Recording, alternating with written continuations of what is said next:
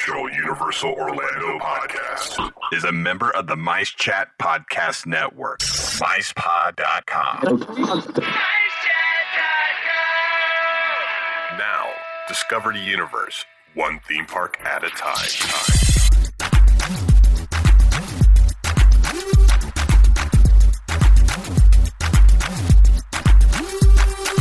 Welcome, Universal fans. This episode is brought to you by Fairy Godmother Travel and the Producers Club. So let's join the crew as they bring you the latest news from the Universal Orlando Resort and from all around the Universal globe.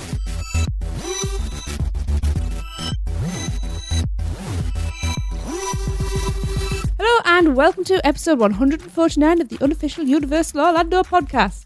I'm your host Tracy. Hello! And with me today I have Hunter. What's up?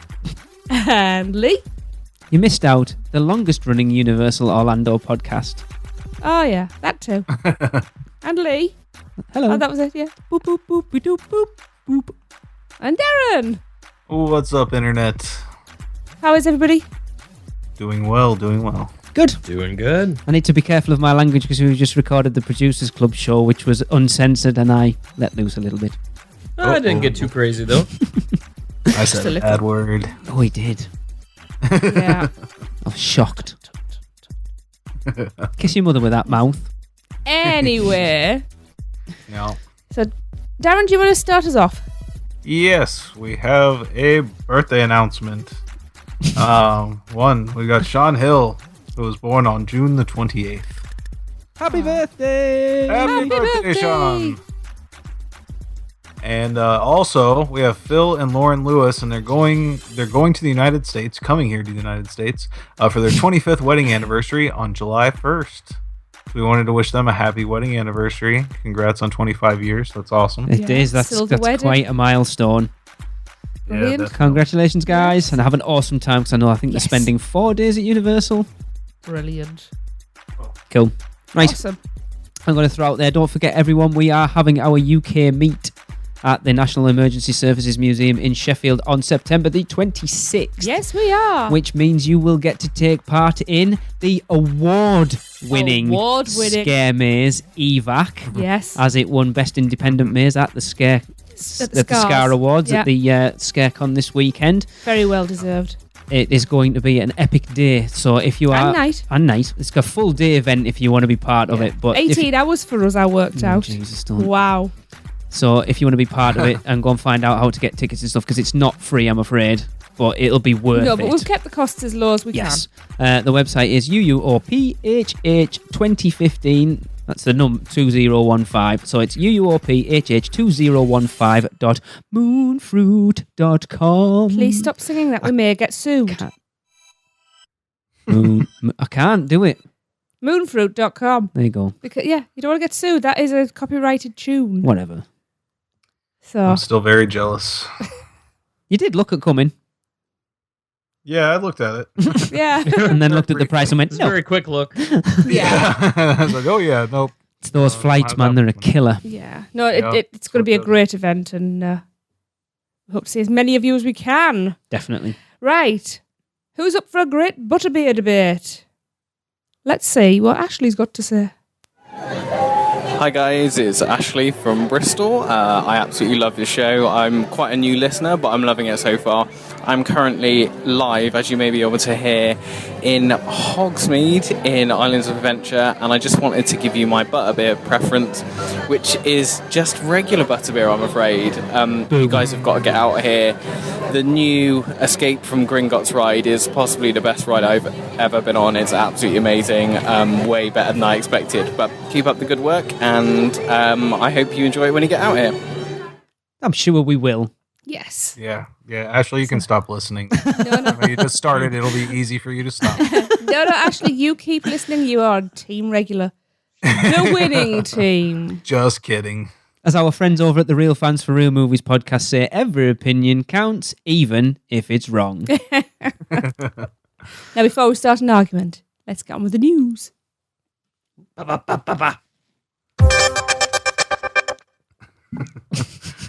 All right, I got the first one here. The vicious feud continues. me, Universal Jesse. Orlando has made their first official maze announcement for Halloween Horror Nights 25, and they have said that two ultimate horror icons, Freddy and Jason, come to life at Universal Orlando's Halloween Horror Nights 25. Two of the most feared icons in horror film history, A Nightmare on Elm Street's Freddy Krueger and Friday the 13th's Jason Voorhees, will be unleashed at Universal Orlando's Halloween Horror Nights 25 in a terrifying new haunted house. Woohoo! Yeah, I've been waiting for this one. Oh, I'm very yeah. excited. On their press release, Universal said that inside the house, guests will weave through Elm Street and straight into Freddy Krueger's nightmares, visit Camp Crystal Lake and come face-to-face with the hockey mask killer, Jason Voorhees, witness iconic kills and become the next target. Cool. There better be, somebody better be slamming a sleeping bag against a tree. That's all I gotta say. That's the most iconic kill of Friday the 13th series, for sure. And it's a fight to survive the terrifying showdown between the two titans of terror. It had also been said that the winner of Freddy vs. Jason may be different every time you walk through the house. Cool. So that's really neat. So we got 1 down here and 8 to go. Awesome. Awesome. That is one of the ones that was in that leaked list that I am so happy has come true. Mm-hmm. Yeah. Meanwhile, Yeah. no news at all from Hollywood, which is really strange. They said they're not going to start any of their announcements until July. Really? Okay. Yeah. I mean, it's not long now. And when do they normally start making, like for Orlando, Darren, the major, when do they start announcing the houses properly? It's usually around now. So- I mean, this is it's time, especially this year with 9 houses to announce and the scare zones and everything. You think that they'd be releasing it pretty steady at this point, but they're still kind of backed up on there. I don't know if that's any adjustments that they made because of the leak or anything like that, but Maybe. we will find out as they come through. I know they've been posting on Twitter that they are putting walls up to some of them already. The walls are Yeah. ready to go up.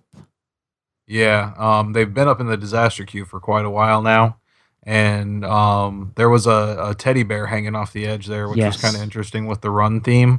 So I don't know if that was just somebody messing around. It very well could have been Universal Creative or some pretty cool guys. So I could see them messing with people that were looking, trying to peek around and see what's happening. But yep, only time will tell. Hunter, I know you're not going, but would you be excited for this one? Yeah, I mean, why wouldn't you be excited? I mean, those are two major icons. Yeah. I know Jade's quite excited. I was talking to her yeah. about Freddy and Jason because she doesn't really know who they are. And I was telling her about, it's like, why is Freddy Krueger frightening? And I was like, he kills you in your dreams because he's dead. He gets in your dreams. She's like, oh my God, that sounds amazing. Let's be good Now go to parents and sure. Now go to bed, sleep well. Oh no, we'll be night. watching it. I've already got it, so we'll be watching it. Awesome. I haven't seen it for years. We went the pictures The to see it, didn't original? we? No, Freddy versus Jason. Oh, okay. Oh, yeah. In fact, you know, I really need educating on Jason because I've only ever seen that and the first one. It's been a long time since I've seen any Friday the I think we need 13th. to Oh, watch yeah. them. Well, he doesn't even star in Friday the 13th. Which is so. true, yes. Mm. Maybe next year we'll get a Freddy versus Jason versus Ash. Oh, that would be awesome. We need a proper Evil Dead Oh, we house. do. We already, yeah. Oh, yeah. Like I the need to original. watch that now. Yep, but yeah, I'm definitely excited for this one. The concept's great, and I'm pretty sure we saw job postings for stuntmen not too long ago. Was that right? That Yeah. rings, a bell, Yeah, yeah. Yeah, so I'm thinking that might be actually for this house, like the final fight sequence, which would be really awesome to actually get some real legitimate stuntmen in there, and that's all. Or one of the rumors I've heard about it. Going back and forth with it. So, Are you expecting this to be like the Halloween house from last year then, Darren? no, I'm expecting. I'm expecting a lot more from it actually, because they have done. Each of these people have had their own houses before. They both had their own houses. So this is like a combo of it. I think it's gonna be like a montage house. Like they said, you're going to start off on Elm Street, go through there, and then you can go through an entrance, and then all of a sudden you're in Camp Crystal Lake, and you're watching Jason's kills and everything, and then the final scene will probably be very similar to the boiler room fight from Freddy vs. Jason. Cool. Something like that. I don't think you're going to see a lot of elements from the actual movie other than that boiler room scene at the end. Okay. So it's going to be like, rather than it just being like the Freddy versus Jason film, you'll get a bit of Nightmare on Elm Street, you'll get a bit of Friday the 13th, and then a bit of both of them together. Yeah, that's what they said. Awesome. So, Sounds good. Very excited. Cool stuff. So, speaking of Horror Nights, tickets are on sale now for the event, and there are many different options. We will go through them fully in an upcoming Dead Man's Digest, but here are the basic options. General admission is $101.99. Holy cow. Yeah. That's scary. Or Yeah, that's a scary $60.99 bit. online for Florida residents with specially marked Coke Zero cans. Which they do every year. Yeah. Halloween Horror Nights add-on tickets for what used to be Stay and Scream is $60.99. Express starts at $69.99 and goes all the way to $119.99. I know that because we've just bought our express passes for the Yes, first we night have. we're going in. They were $100 a piece. Jace. $425 for express passes for the four of us to do it on the Sunday night we're there. Mm-hmm. Rush of Fear is $83.99. Rush of Fear with Express is $219.99. And Frequent Fear is $94.99.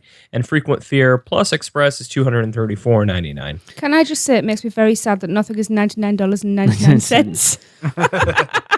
I'm going to jump in before you read that last bit, Hunter, because that's now not true. No, Okay. it's not. Because as of last Wednesday, RIP packages became available as I booked ours last Wednesday. So for anyone who wants, I don't know how much the non-private tours are, but the private tour is $1,489.99 for up to 10 people. Mm-hmm. Wow. Yeah. And that does not include your ticket into the event. That's No. just for the RIP tour. You It's just a made us little sound like we've got pricey. loads of money.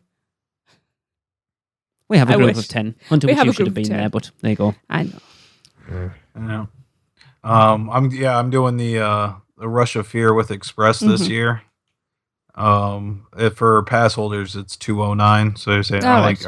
maybe it's like $205. You're like saving like $12 or $13 Okay. on that, and it makes most sense if you're able to get up there for the 3 weekends, the first 3 weekends. Then that's chump change compared to these entrance prices, that Yeah. they're doing this year for people that are from out of state. Yeah. But saying They'll you still should sell out. go back onto that, it's $101.99. I think I've still got our original e-ticket from when we went in 2004, and I want to say it was something like $46.99 or I wanted to something. say 54.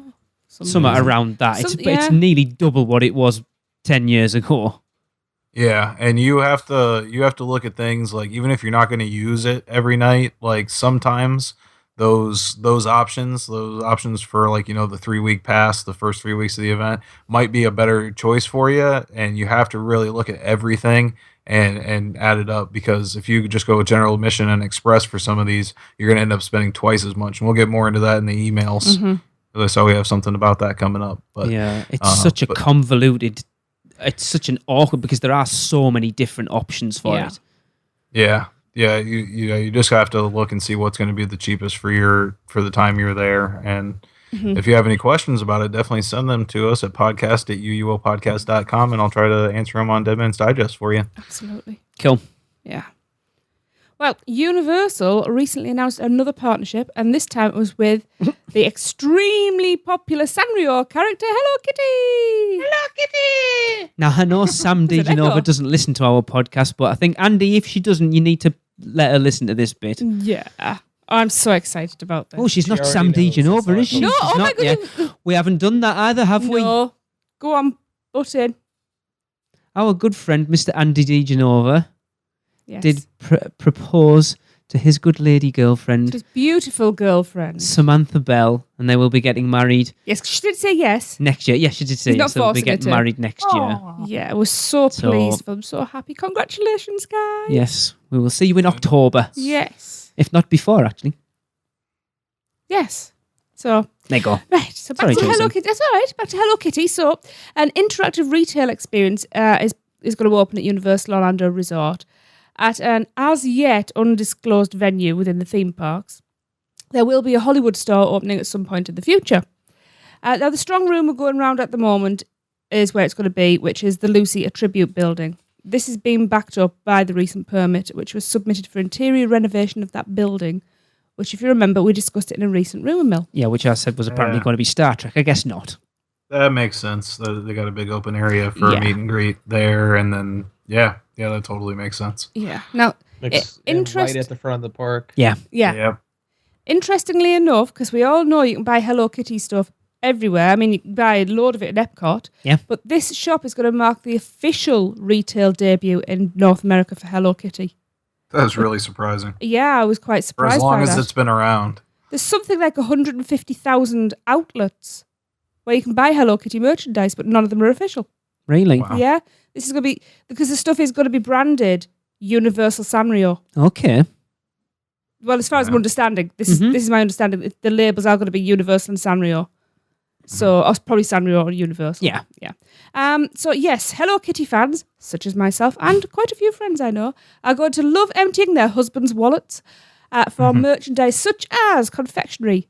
Yes, please. Stationery. Yes, please. Clothing, accessories, homewares. Yep. And collectibles.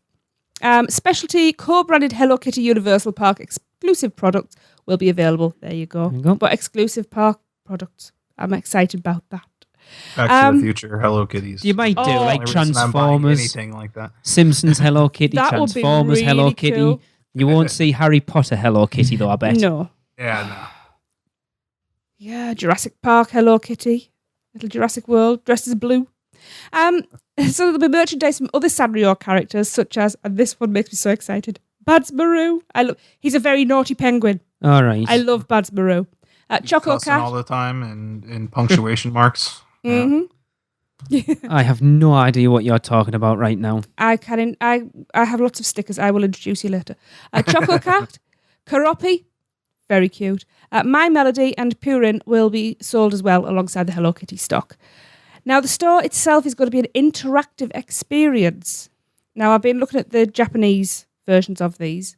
So you're going to be able to go in, and I'm assuming there's going to be banks of computers to go on where you're going to be able to purchase custom merchandise. You'll be able to create souvenir versions of Hello Kitty's signature bow. There are other things you can create that are going to be, so you making your own unique things. I won't be. Yeah. There are going to be plenty of photo ops to take advantage of even. Whether that's going to be little statues to stand next to or what, I'm not sure. And you're going to be able to meet Hello Kitty herself. Brilliant. Now, I'm wondering if she's going to be a talking one, because in Japan, they have the same sort of technology as they do for Mickey Mouse. It will be interesting because if they end up coming out with a talking Hello Kitty, then that will prove the reason that they sacked off bringing the Transformers talking characters over a complete load of bollocks. Well, maybe they won't then. And I would just like to put out there, for the few people left that don't know, Hello Kitty is not a cat. Hello Kitty is a little girl dressed as a cat. Okay, I didn't know that. Yes, this is why Hello Kitty can speak. Ah, Yes, makes because sense. cats can't talk. And Hello Let's- Kitty actually owns Tell a Disney cat. that. Yeah. Yes. Yes, Hello Kitty. Okay. Will. Yes. Yeah, and interestingly enough, this is not Sanrio's first appearance in a theme park in Florida. Years and years ago, Busch Gardens used to have a store that sold exclusively Sanrio merchandise that wasn't officially branded as Sanrio, like a Sanrio store, but the whole store was nothing but Sanrio characters except for Hello Kitty. Ah. So Bats Maru, Choco Cat, Karapi, all those were there, but not the actual Hello Kitty merchandise. But it's just a little tidbit there. Do we think we will see a Hello Kitty float in the Superstar Parade? Oh, I hope so. I see that probably replacing one of the Dora floats, or maybe Hop, just because I'm not sure how much more life those franchises have in them. Yeah. Hop definitely. Dora's got one of the coolest floats there, though. With the It is monkeys. Oh, the really monkeys, cool. yes. Yeah. So I'd like to see that one stay around, and they could. I think they could make it a little bigger. Like I think they could just add some cars on Yeah. as well. Oh, yes. No, because it's not a very long No, parade it's at all, is really it? small, isn't it? It's only as long as it is because they do the The stops. the dance stop things. Mhm. They're really reaching out there for those iconic characters that people know and love. Yeah.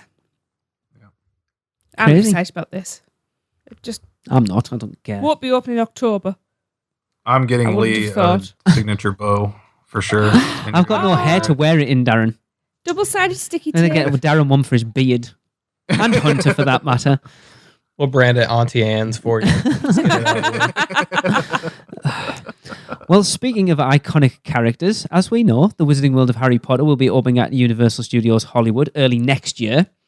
And they have now released a few more details about what we can expect over on the West Coast. So from looking through all this bump, it's pretty much the same as what you've already got in Orlando. So, of course, you get to make your way through the familiar classrooms and corridors of Hogwarts School of Witchcast.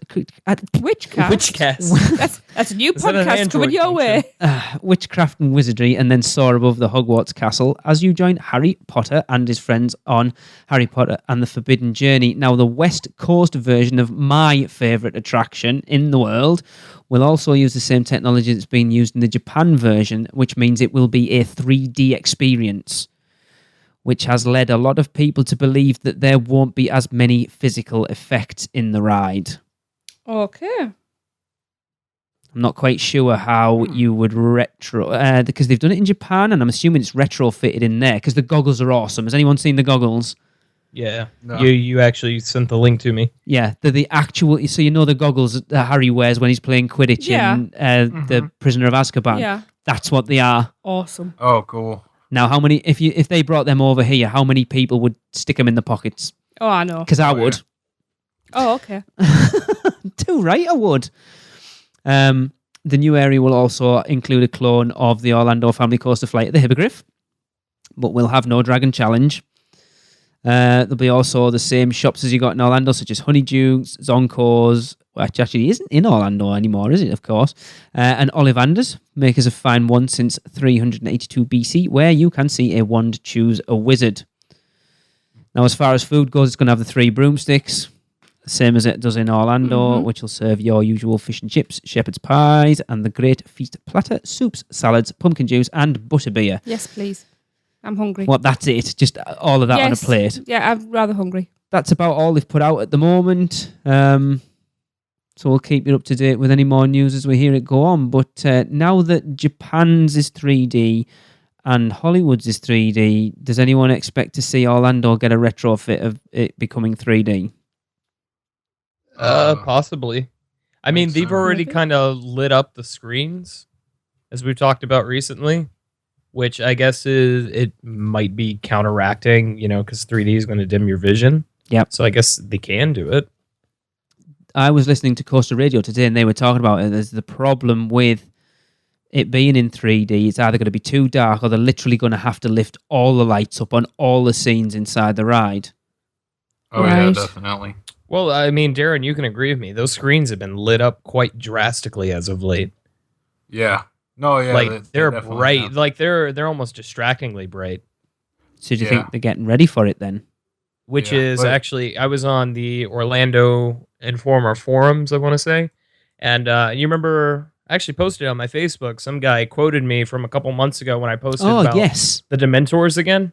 And they say, they're probably not just lit up, it's just the screens have been turned up so much you can see them better now. Mm.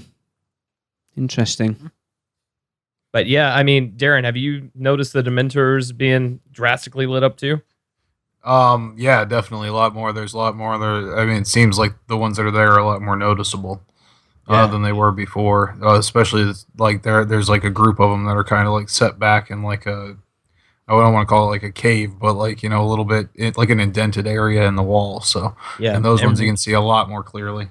And right before you flip onto your back to kind of go into, oh no, the cave's collapsing scene, there's 2 that are supposed to swing out directly in front of you there too, Yeah. on the left and the right side. I don't know. I would rather see them activate those effects before they turn on 3D, but I'm not sure if those are ever going to be turned on.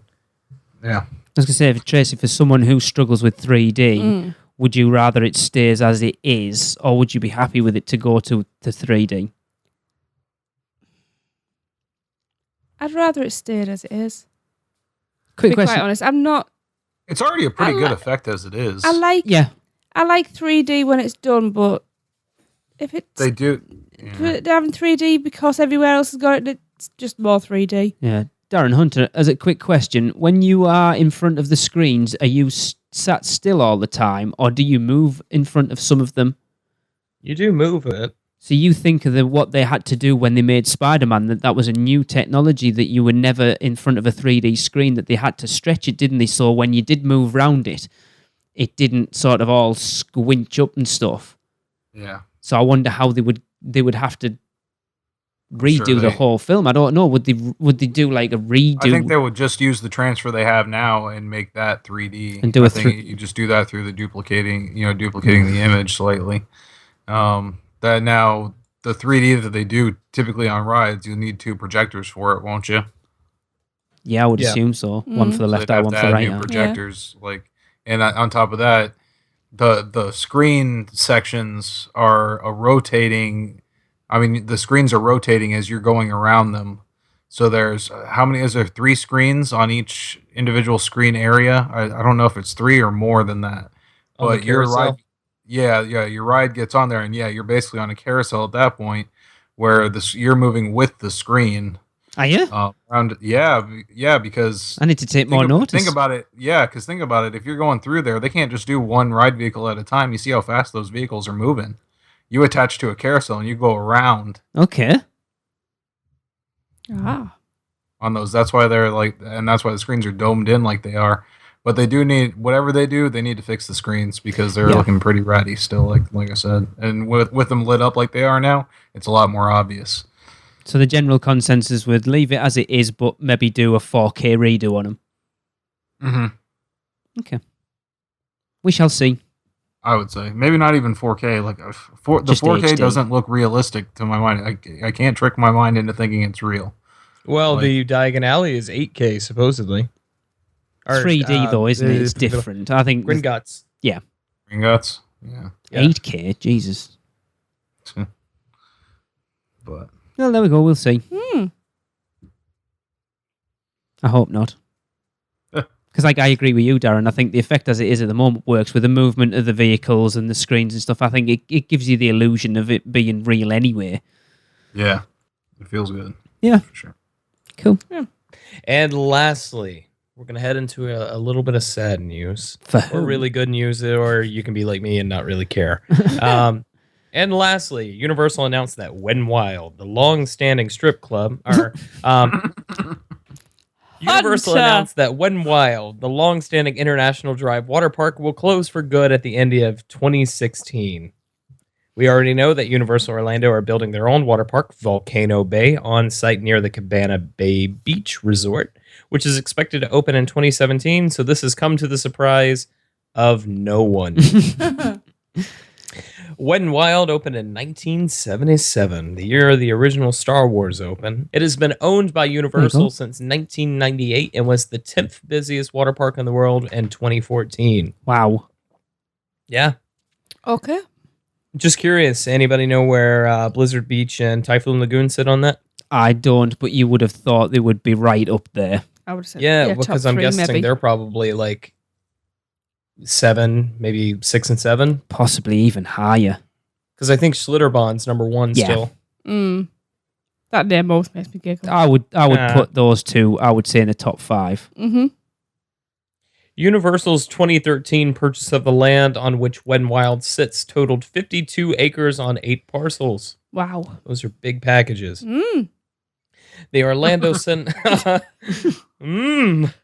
Orlando Sentinel reported that experts expected the land to be used for hotel development, but we will watch the space with great interest. We will indeed. Anybody heard anything else?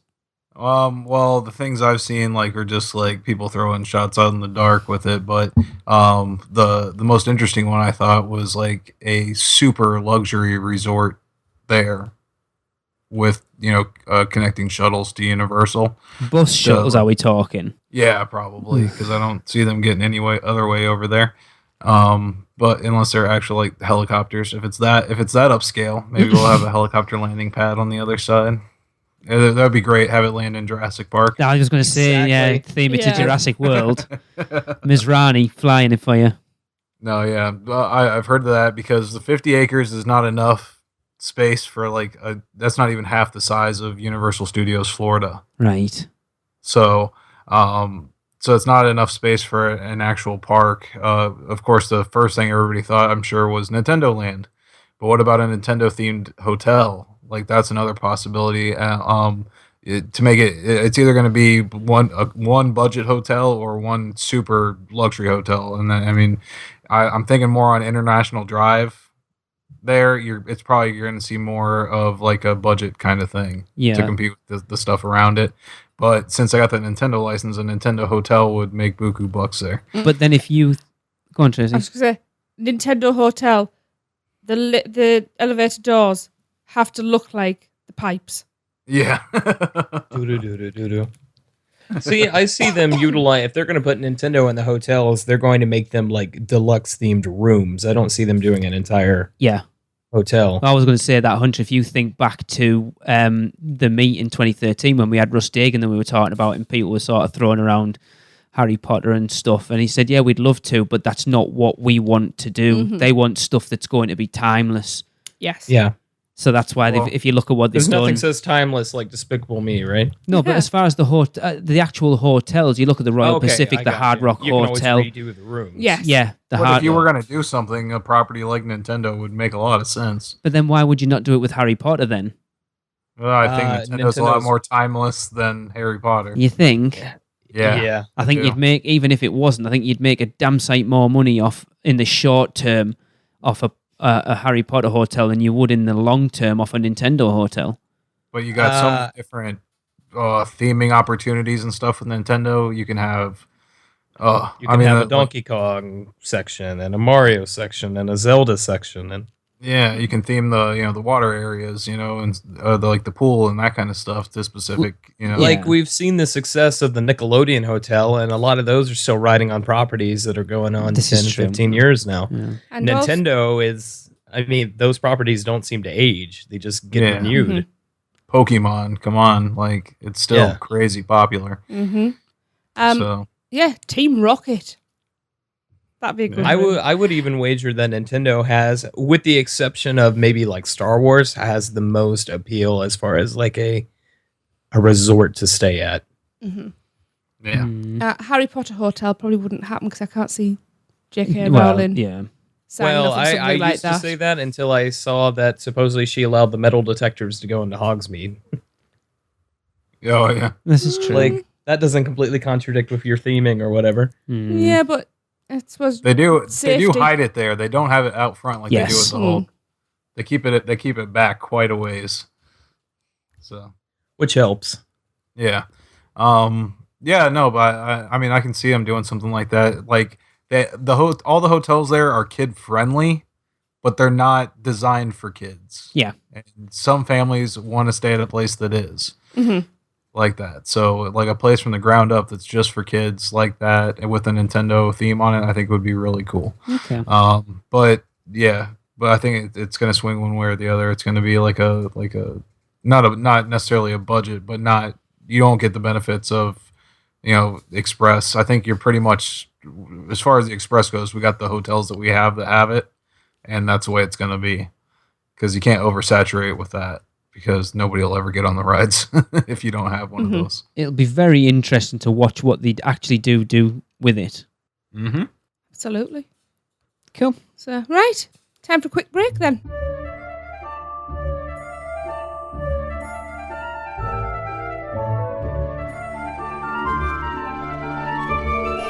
Diagon Alley is now open at Universal Studios Florida, and we know all you witches and wizards can't wait to visit. So let our friends at Fairy Godmother Travel deal with the muggles in resort reservations. They are a Universal Parks and Resorts specialist, as well as an authorised Disney vacation planner, and their service is free to you. From the new Cabana Bay Hotel to those other hotels run by a mouse, Fairy Godmother Travel can book all your Orlando vacation needs. And make sure to let them know you heard about them because of UUOP. Because every UUOP referral helps us continue to bring you the best Universal coverage. Contact them today by phone at 832-284-4002 or toll free on 888-939-642539 or go to fairygodmothertravel.com. Let Fairy Godmother Travel make your next vacation magical. We now return you to your regularly scheduled programming. Welcome back, and it's over to Maureen from Zeus Landing, woohoo, for another Autism at the Park. This is Maureen Deal with Autism at the Parks, reporting from Universal Orlando Resort for the unofficial Universal Orlando podcast. And today I'm at Islands of Adventure. I'm reporting on attractions that are designed for those guests who may not be tall enough for the more thrilling rides. And one of those attractions is the Cat in the Hat ride inside Zeus Landing. The Cat in the Hat ride does have a minimum height requirement of 36 inches, and those guests between 36 and 48 inches are required to be accompanied by a supervising companion. This whimsical, entertaining ride does not spin as much as it used to, but it is still a lot of fun for just about everyone in the family. This is Maureen Deal for the unofficial Universal Orlando podcast, signing off from Islands of Adventure.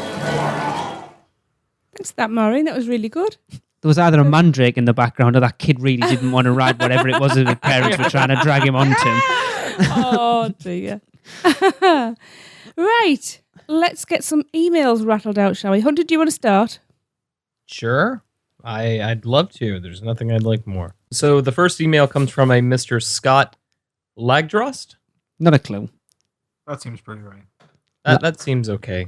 Sorry, Scott, if I completely butchered that. We still love you regardless. Yes. So, hello, UUOP podcast crew. We're a crew now. Yeah. We are. I was listening to the... I was listening to the latest episode of the podcast this morning and heard you guys discussing what might possibly replace the NBA restaurant. Well, I work with a guy whose son is a bartender at City Walk, and his cousin's uncle said... that Ferris passed out in 31 flavors last night. There's a guy in a yellow poncho across the street who occasionally makes eye contact with me. Well, I work with a guy whose son is a bartender at City Walk, and apparently the rumor going around with the employees that something related to the WWE is going in there. Not sure if it would be a themed restaurant similar to the one that used to be in New York City or what it may be, but that's the rumor apparently. As a WWE fan, that intrigues me, but I'm not sure it will be something the masses could get behind. Oh, yeah. Anyway, just thought I'd let you know what I heard. Keep up the great work and love the podcast. P.S. Freddy versus Jason. Change of underwear needed. I'm so happy.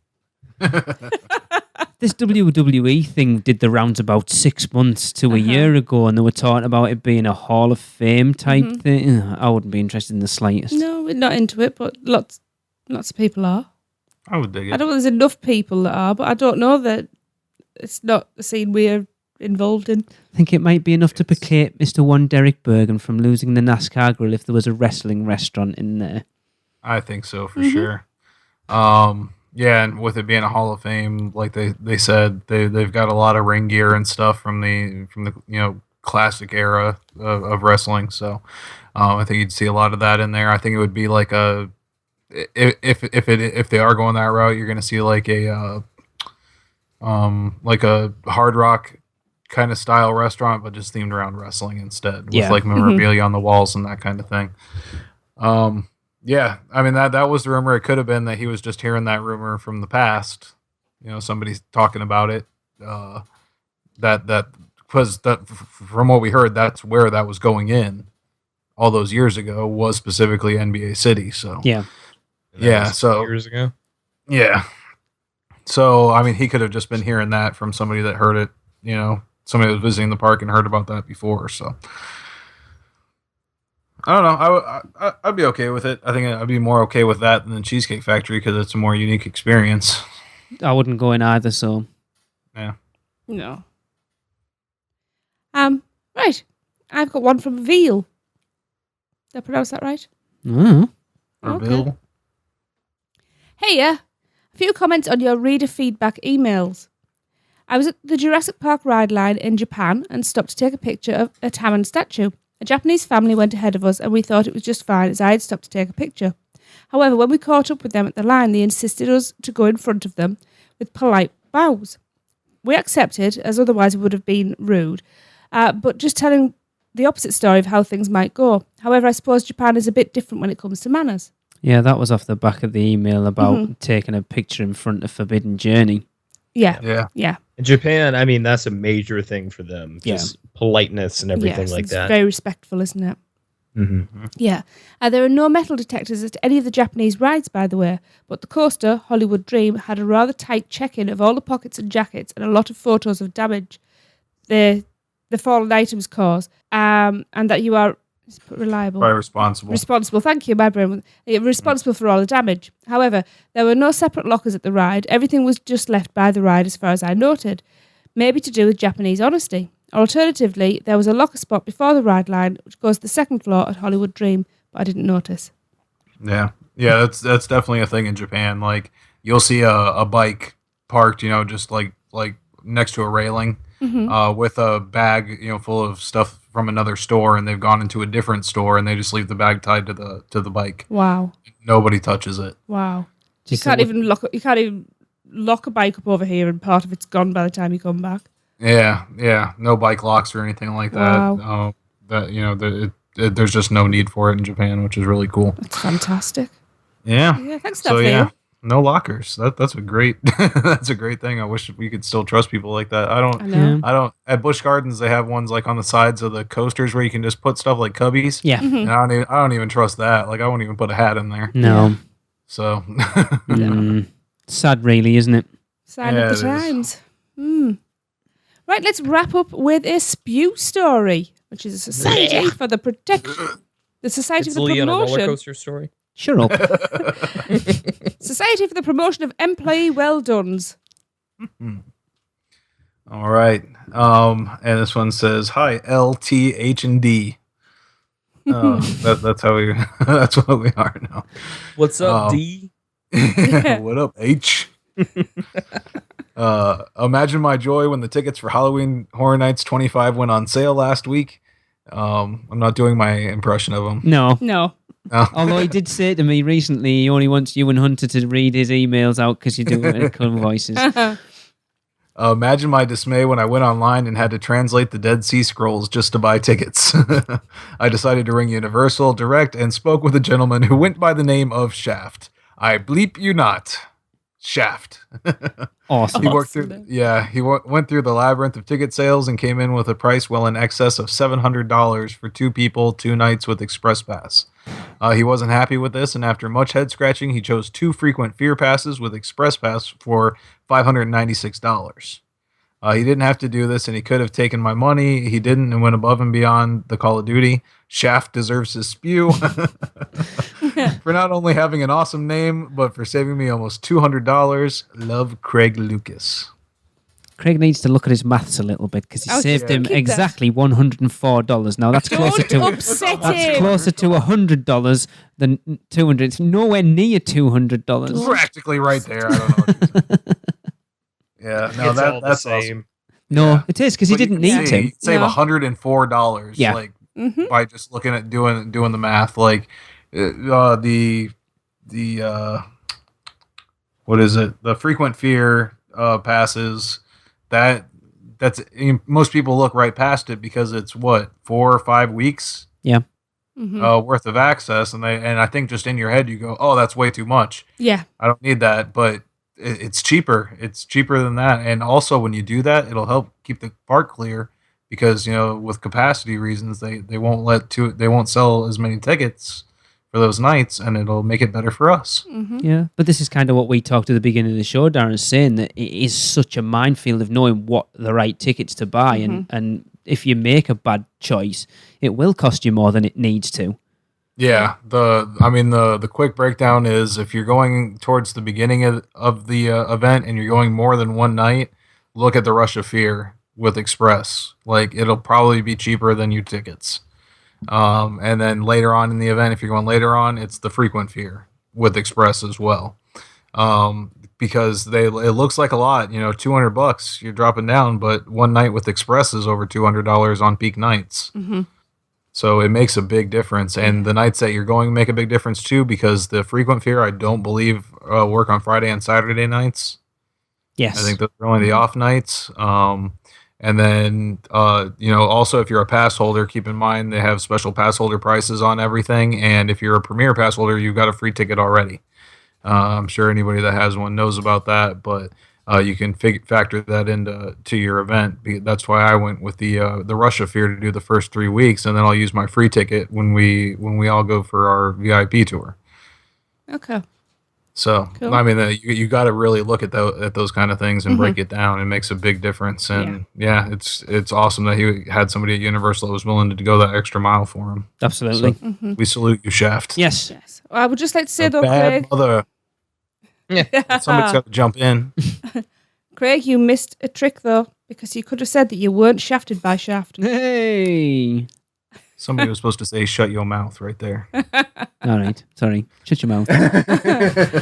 So, send us your stories of team members who've gone out of their way to make your visit special. And you can send them to us entitled SPEW, S-P-E-W, to podcast@uuopodcast.com, or alternatively, feel free to record them for us at speakpipe.com/UUO podcast, and we'll gladly play them. Yes, we love to hear our listeners' voices. We do. They're dulcet tones. Now, don't forget to go to uuophh2015.moonfruit.com to find out all about our spectacular meet in September.